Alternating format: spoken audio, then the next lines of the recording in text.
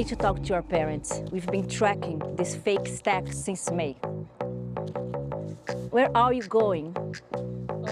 Where are you going? They don't know yet, they're looking for a hint. Resolve it, and you found out what your next destination is. And Sean, have some questions to your parents, okay? We're gonna resolve this later. Oh, that shouldn't have happened. No, I don't think so. It's so fake. Why would they track down a fake stack of money? Oh my gosh. I'm literally shaking.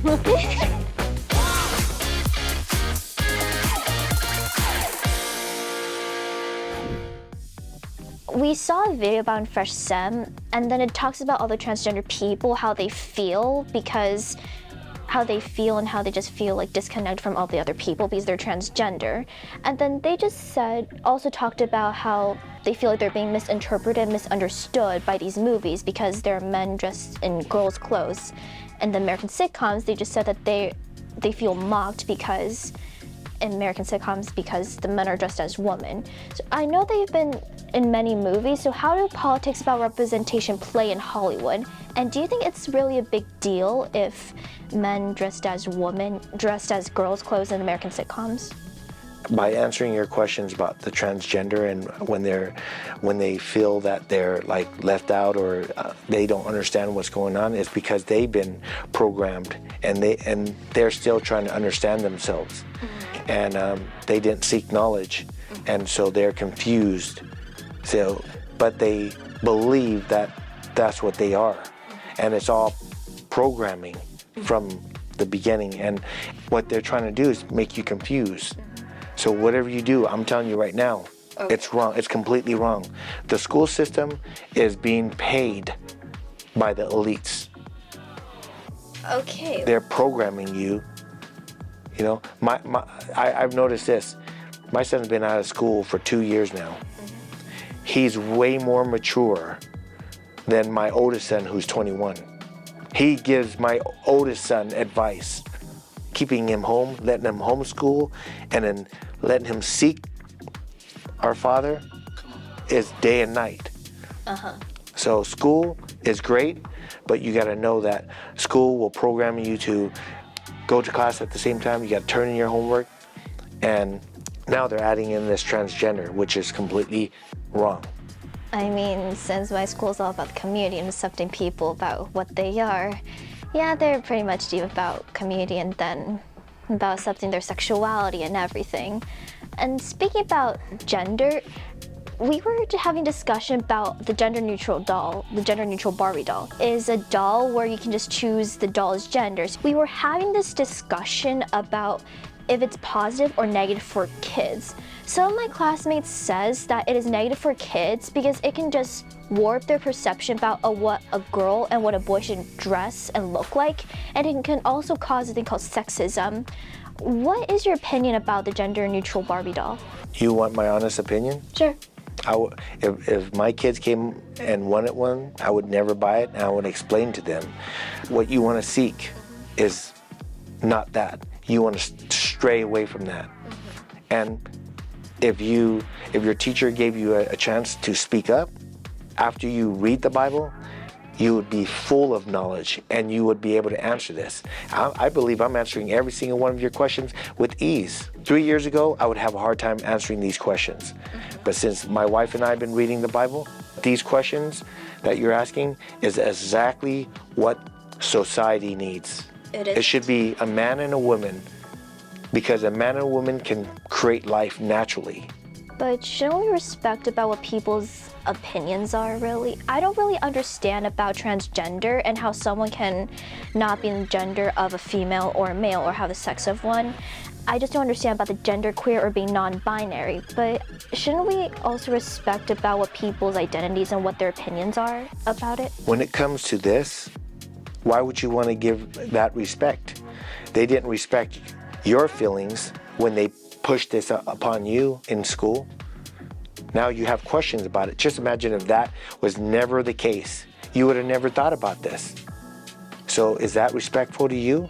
I mean... In a way, they're disrespecting you and your parents. and our Father.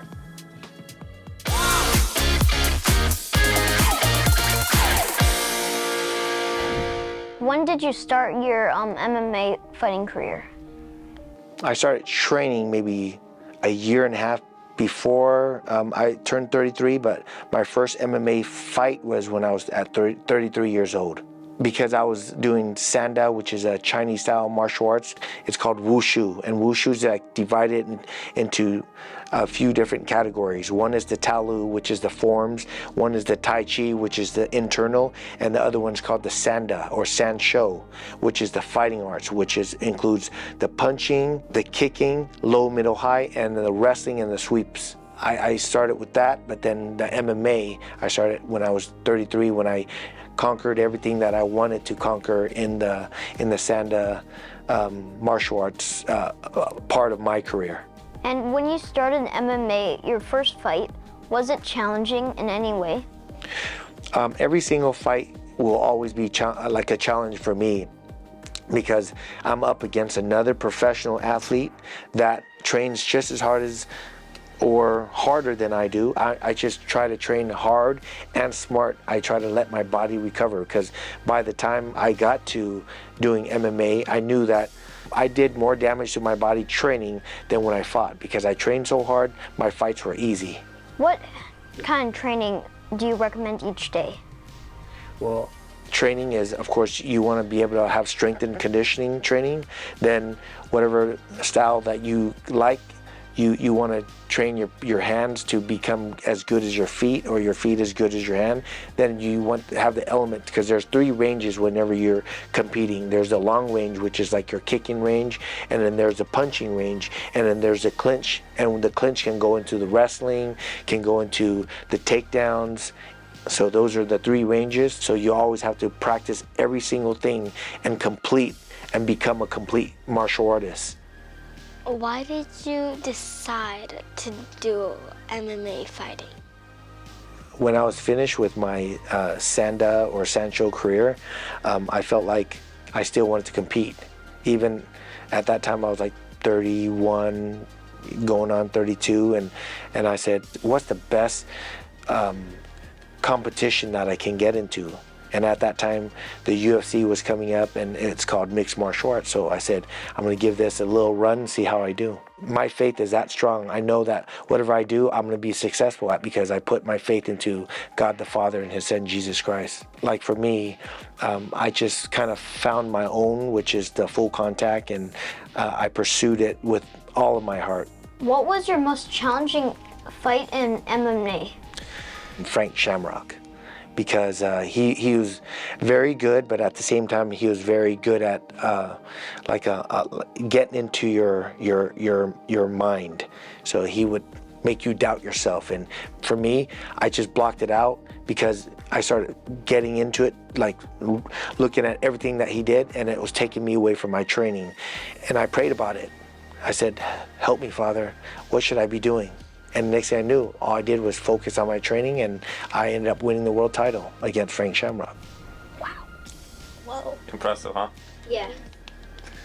Okay, let's thank our guest. Thank you so much, Master Kang Lee, for coming and sharing your knowledge and answering all your questions. Thank you for having me. Thank you.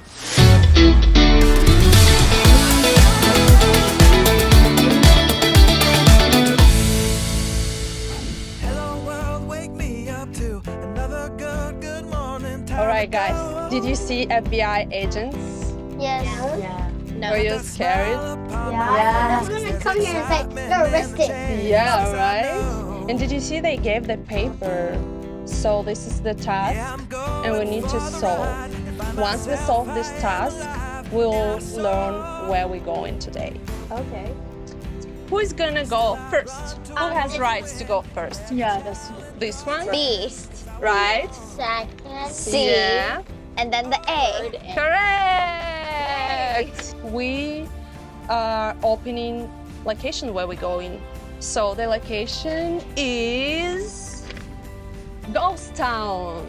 Yay. Yes! What are we gonna do? Are you excited? Yeah. A long time ago, the miners, they searching for gold.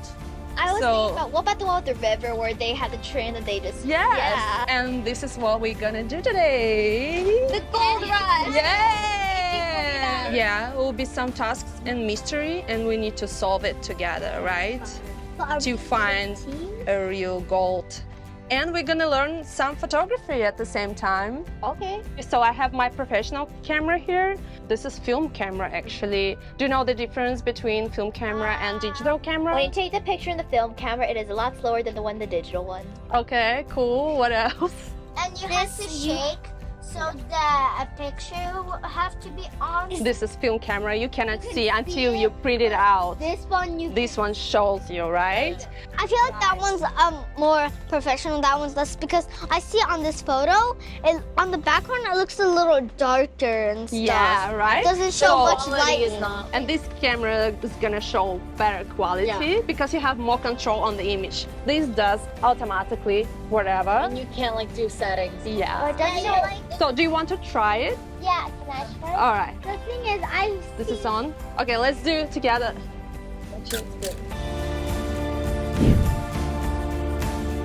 So we're gonna learn landscape photography, portrait photography, and food photography. Oh. So we'll try three Oh different wait, things. don't eat it. Yeah, let me take a picture of this Yes, food. right? And then the children goes hungry. And you gotta find the right angle to take pictures. What do you think why food photography exists? Advertisement for food, especially for McDonald's. Okay, so for food photography, is there like an artist for the food? The difference between portrait photographer and food photographer. Portrait photographer know how to talk to the models, how to talk to the actors, what's the main features of the face they need to emphasize during the photo shoot, how to pose, how to do certain light to make face look prettier. Food photographers focusing how to make this food sharp enough to make it look delicious, how to put the light to make it like more like delicious or oily or something like eatable, right? Something edible.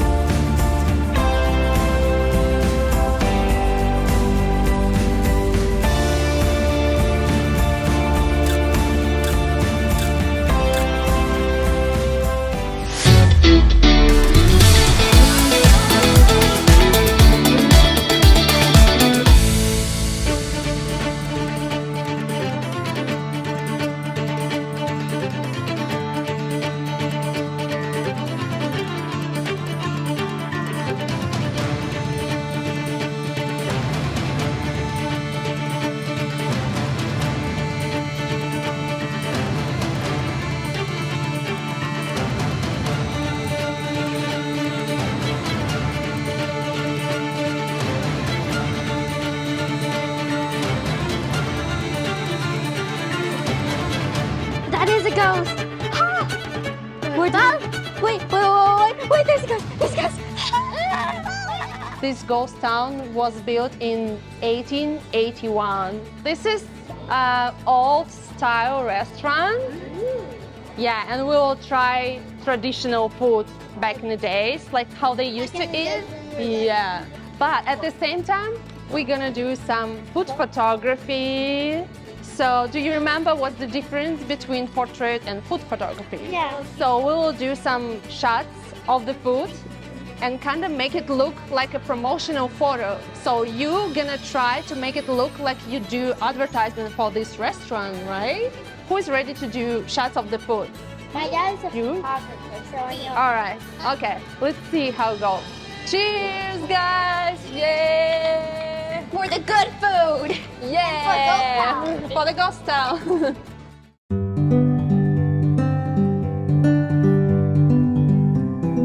Wow! Whoa. Wow! Look at this! Thank you. Looks so great. So this food, I guess, gold miners used to eat. Was the best, fast way to get your lunch and go continue working and look for gold and silver.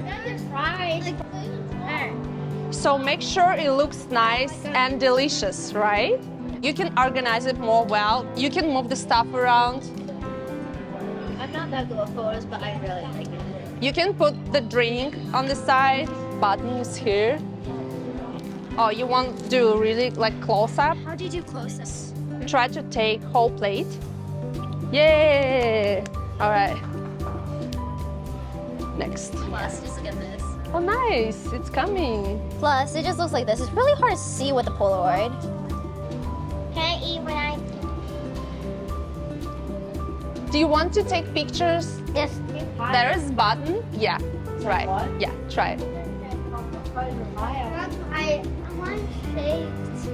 So Yeah. Good job. Okay. that's my shape. Just wait for the results. Good job. Okay. Enjoy the meal. Bon appetit. Bon appetit for me. I got the pickle. Guys, I found something in this menu and it says this. Do you want to try to figure out what does it say? L? What's 4? The 4th. Yi? Gold. The word is gold. Money. So Gold that means means, money. yes, Gold means we're money. going for gold money. Let's welcome our guest. Alex, how is possible?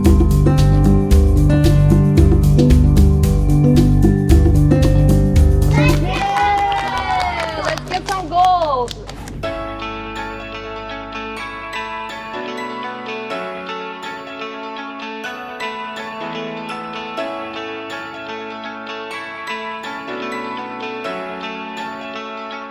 Okay, now we're gonna learn landscape photography just a little bit. So we have this beautiful view. You see like the hills, the road, these small houses. So, and for landscape photography, you should try to kind of capture as much as you can, as far as you can, to show the landscape, to show the land where you are. So, and you can try first to do your shot.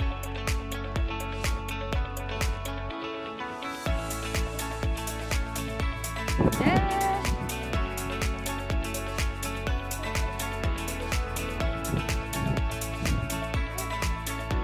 Something here. And it works. Okay. Looks good.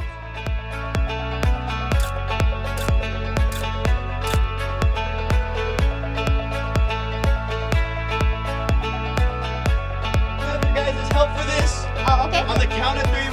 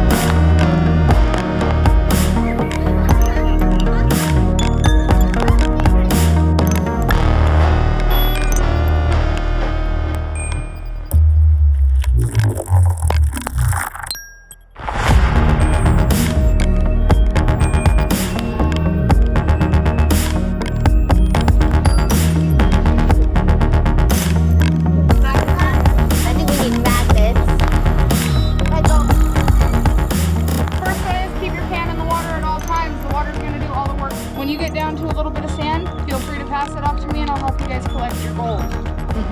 Thank you.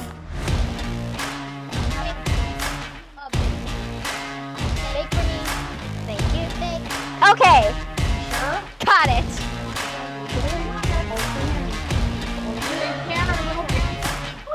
What? You sure? Take it heavy.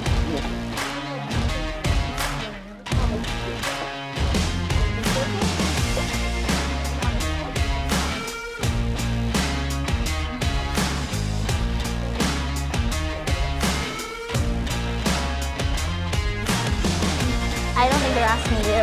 Us.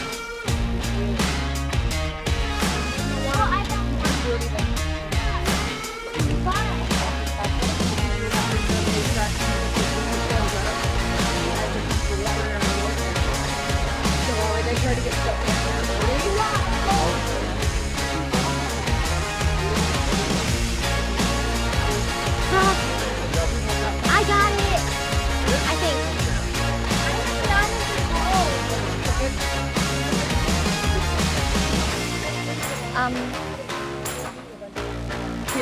Excuse me.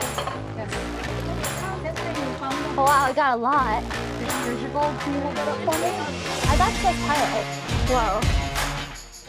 Thank you. Oh, you are very welcome. You have to.